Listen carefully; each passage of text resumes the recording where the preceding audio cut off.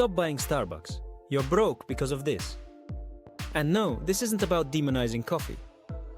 It's about the daily habits that are bleeding your bank account dry while you convince yourself it's no big deal. You see, every broke person loves to say, it's only $5, it doesn't matter. But the truth is, it does matter. Not because that coffee alone will bankrupt you, but because it's the exact mindset that keeps you broke forever. Think about it. You're spending $5 a day, $35 a week, $150 a month, nearly $2,000 a year. And for what? A paper cup of caffeine you could have brewed at home for 50 cents. People love to laugh off the so-called latte factor, but here's the ugly truth. It's not about the coffee, it's about the death of discipline. If you can normalize wasting $5 without a thought, you can normalize wasting 50.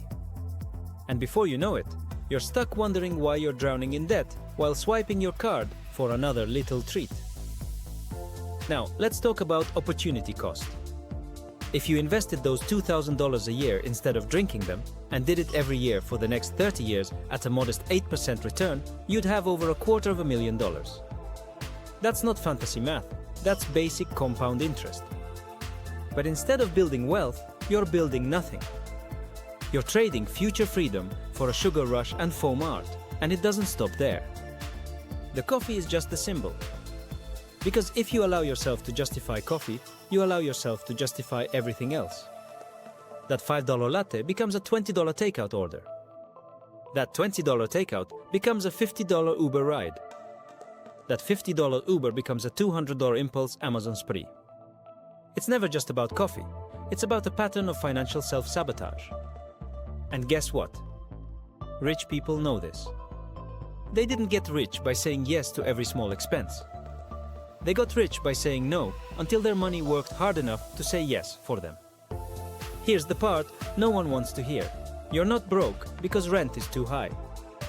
You're not broke because your boss doesn't pay you enough. You're broke because you've trained yourself to accept being broke as normal. You blow money on things that make you feel good for 5 minutes and wonder why you can't get ahead. The system loves it. Starbucks loves it. Your bank hates it. And your future self is screaming at you to wake up. Now, does this mean you can never buy coffee again? No, but it does mean you should buy it intentionally.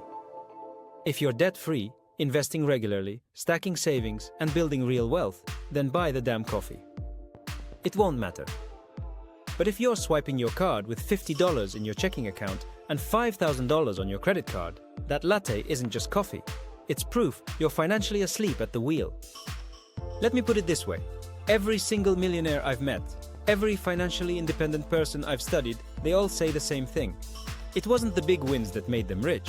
It was the small disciplines. It wasn't a lottery ticket. It wasn't a get-rich-quick scheme. It was choosing every single day to prioritize future wealth over temporary pleasure. And guess what?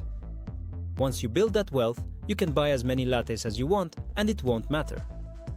But until then, every dollar you spend thoughtlessly is another chain tying you to financial slavery. So here's the reality. You have two choices. You can keep rolling your eyes at this advice. Keep telling yourself it's just coffee. Keep normalizing the habits that keep you broke and stay broke. Or you can wake up, take control of your money and realize it's not about Starbucks. It's about respect. Respect for your goals, respect for your future, respect for the wealth you could build if you stopped making excuses. Stop buying Starbucks until you've earned the right to buy it without thinking.